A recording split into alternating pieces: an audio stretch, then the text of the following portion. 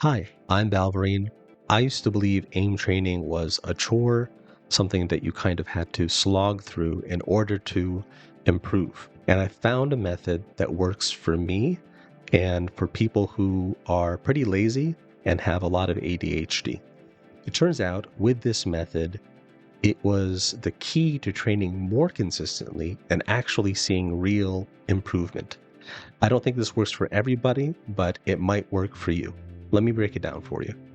Now, you could do this on Kovacs or Aimlabs or any other aim trainer, but I found Aimbeast is uniquely suited for this method. Why? Because its organization with the UI and UX has a powerful filtering system, which makes finding and switching between engaging scenarios incredibly easy. Okay, let's say I want to do some tracking. I'll go to the filter, click the type, click tracking, and now I can do tracking. Now let's say I only want to warm up. I will click medium or easy and then just pick any of these that I want to play and try them out. Let's say I click this one, I'll play it for 1 or 2 minutes, sometimes 5. Again, I'm paying attention until I'm bored, and then I'll leave that scenario and play something else. This is a cool little button. It has a random scenario that you can click, and it'll just keep feeding you random scenarios that match this filter. Now, if I want to switch to clicking, I can do the same thing, and I can change the difficulty to all of them or medium. And if I want to feel a little bit more challenged, I'll go to hard or very hard, depending on my interest for challenge level that day. Now, the other thing, what you can do is you can go to routines. In the workshop, you can download other people's routines. What I like to do is I like to create a bunch of my own playlists like this.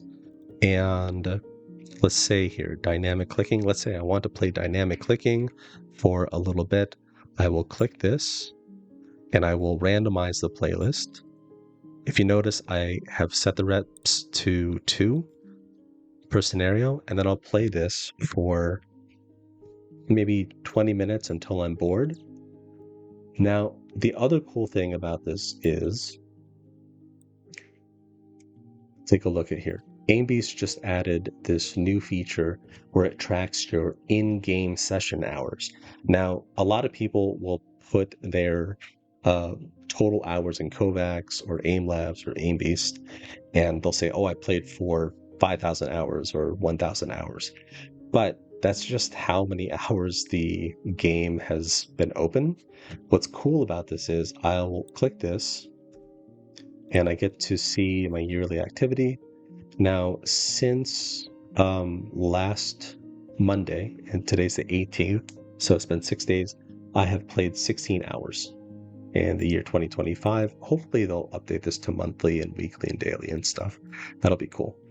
But yeah, I played 16 hours. If you asked me 2 years ago if I would have ever played an aim trainer for 16 hours in 1 week, I would have told you that you're a liar. But I've ended up playing more this way and improving so much faster just because I'm following my intuition. I'm listening to my boredom cues, and I just find myself being more interested in things. So when I used to hate target switching, right? But now when I click on a target switching scenario, it's not because I'm being forced to, it's because I want to do it, right? And now because I'm more interested in the scenario, I end up playing that scenario way more, or that scenario type way more, which is so much fun. Now, one of the hidden benefits of the lazy aimer method is if you get tired at the end of the day, let's say my eyes get tired or I can't read targets that well, let's say it's like a tracking scenario, and I can't play hard, I can always go back down to medium or easy, or I have a playlist that allows me to, and these are medium scenarios in tracking, and then I'll just play these because it's easier on my eyes and on my hand. And then if I'm really, really tired, I'll go down to easy and I'll just play easy scenarios. This is actually a trick I learned from Skooky, who is kind of the smoothness god and my original aim coach, he informed me that you can actually keep improving your technique on easy scenarios when you're exhausted.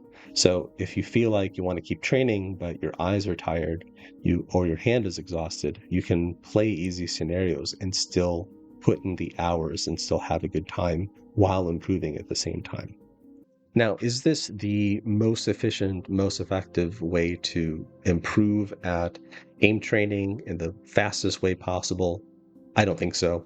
I really don't think so. But for me, it helped me break a lot of plateaus and walls that I overcame. Maybe they were mental barriers, and it's been a game changer for me. I've actually learned to enjoy aim training. If you like to aim train, you'll just end up aim training way more. You'll fight burnout.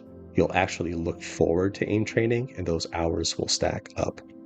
If you find that aim training has kind of become a chore and you have ADHD, or it's hard for you to kind of grind one scenario for a long time, or you just kind of want to have fun and follow your intuition while also getting better and stacking up the hours in the aim trainer, try this out. Try it out for 1 week, try it out for a couple of weeks, and it might change your relationship with aim training like it did with me. Hopefully this helps you, and have a good one.